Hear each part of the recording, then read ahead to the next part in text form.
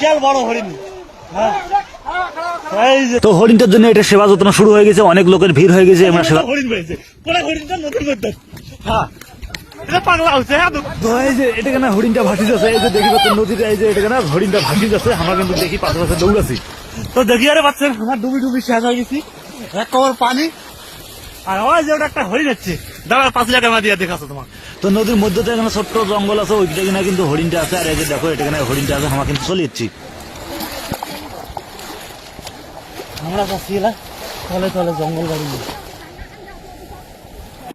তো ওই যে অনেক কষ্টে ধরা হয়ে গেছে হরিণটা, ভাসি গেল হরিণটা। সেই জায়গায় আমরা একটু আটকে দিল, আটকে হেন এলা ফরেস্ট ডিপার্টমেন্টে ফোন করিব, তোমরা আসি হেন যাওয়ার ব্যবস্থা করে করিবে। তা দেখি পাচ্ছেন হরিণটা, ওরে সে কত বড় হরিণ, ওরে ও বিশাল বড় হরিণ।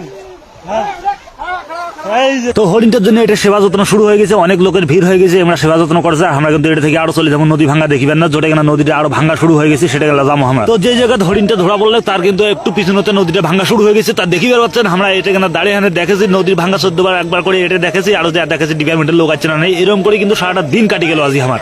দেখি পাচ্ছেন এটা ভয়াবহ অবস্থা। আর এই যে দেখো এন্দুর যদি গাছের তৈরি আছে আর এটি একটা সাপ, তাহলে কি অবস্থা হওয়ার পারে।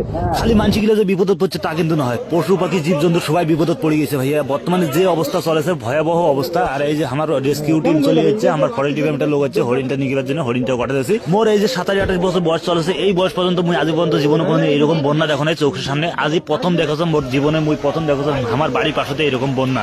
তো এই যে আমার ডিপার্টমেন্টের লোক বিদায় দিয়ে দিল, চলে গেল গাড়ি নিয়ে।